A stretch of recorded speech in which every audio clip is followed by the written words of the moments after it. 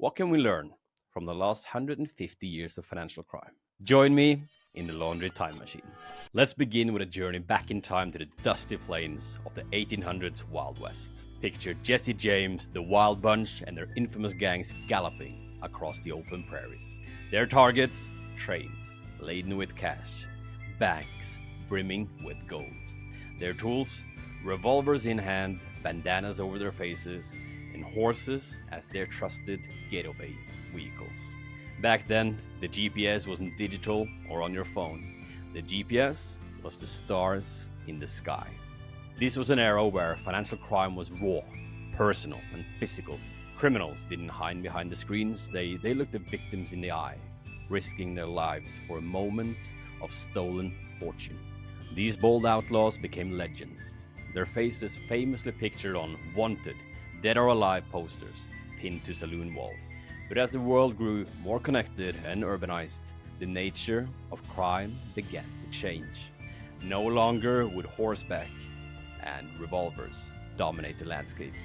Technology and opportunity opened the doors for new risks, and criminals would find ways to exploit.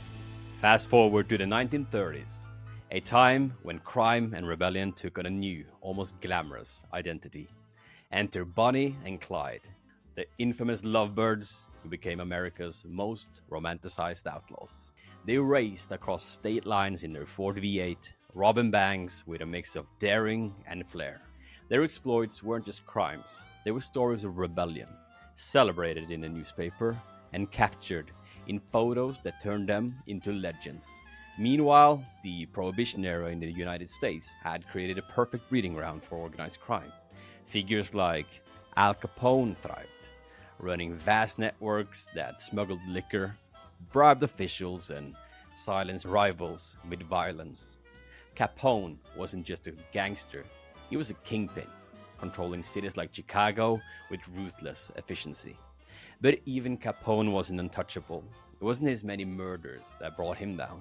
It was something far less dramatic: tax evasion. The government found a way to hit him where it hurt: his wealth and his greed. Crime was no longer limited to individuals or small gangs. It became structured, coordinated, and professional. And organized crime was born, exploiting systems rather than just the individuals. Crime wasn't just personal anymore, it was a business. Let's jump forward in time a little bit further. By the 1960s, crime had evolved yet again. Single smash and grab robberies weren't enough. Criminals began planning grand heists, targeting institutions with meticulous precision.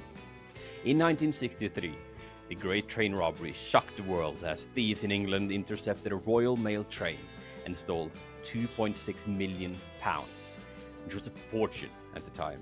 And it wasn't just the money that captured the headlines, it was the audacity.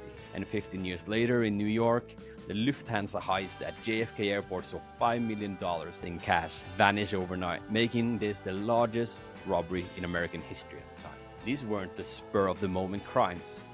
No, these were calculated. They were relying on insider information and systemic execution. This sophistication marked another huge turning point in the history of financial crimes, where criminals no longer just exploited physical opportunities. They were infiltrating institutions, understanding their weaknesses, and using that knowledge to their advantage. The groundwork was being laid for even more complex crimes in the decades to come. By the 1980s, crime had taken on a whole new phase. Enter the white-collar fraudster, polished, professional, and dangerous in a completely different way. Figures like Jordan Belfort, known as the Wolf of Wall Street, scammed millions by exploiting the trust and greed embedded in financial institutions. Unlike their predecessors, these criminals didn't need guns or masks. They wore the suits, they wore the ties, they manipulated markets and exploited loopholes from their corner offices. Their weapons were knowledge, trust, and deception. Financial crime in this era reflected a seismic shift. It became global, with criminals leveraging trust in financial systems to extract wealth on an unprecedented scale. No longer did they need to storm the banks yelling, "Hands in the air." They were already inside, playing by their own rules. crime had moved from the prairies to the open roads to the back alleys and now into the boardrooms. At the end of the 20th century, our white-collar criminals of the 80s and 90s represented the height of the sophistication when it came to financial crime.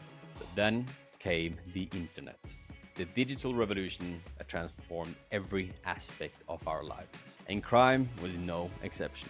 Suddenly, the most dangerous criminals didn't need guns or physical presence at all. They just needed a laptop and an internet connection. In 2016, hackers infiltrated the Bangladesh bank, nearly stealing $1 billion by forging transfer requests.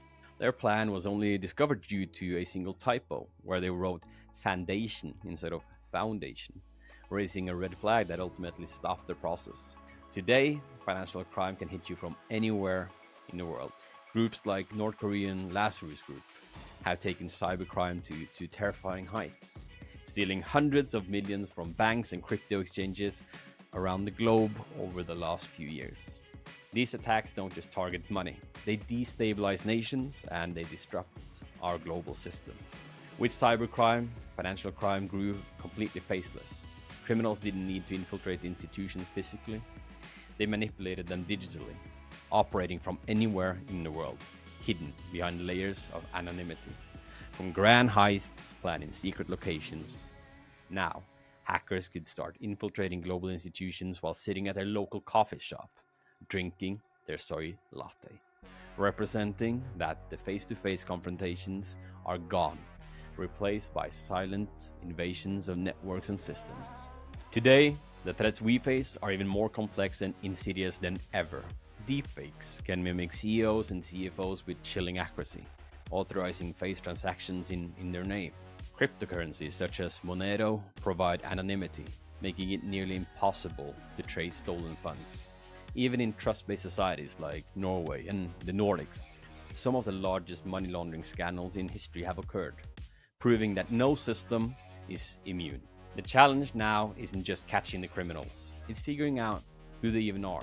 If we look at the timeline from the wanted dead or alive posters, to newspapers hailing Bonnie and Clyde, to grand arrest from heists gone wrong, to cybercrime and now deepfakes, we can see that the faces of crime have disappeared over time.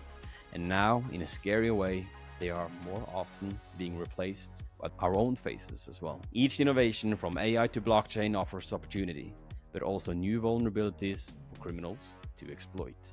So you may ask yourself, what's next? The future of financial crime is evolving at an unprecedented scale.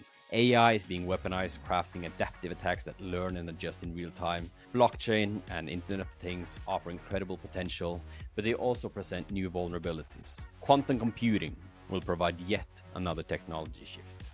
Computers that can process data at 100 million times the speed of today's systems. Unfortunately, these advancements will also be exploited by criminals to accelerate their malicious activities. Even biometrics, one of our greatest security advancements over the last decades, are at risk of being manipulated, with data and images being traded on the dark web. The criminals of tomorrow will be smarter, faster, and harder to find. But while crime has changed, so have we.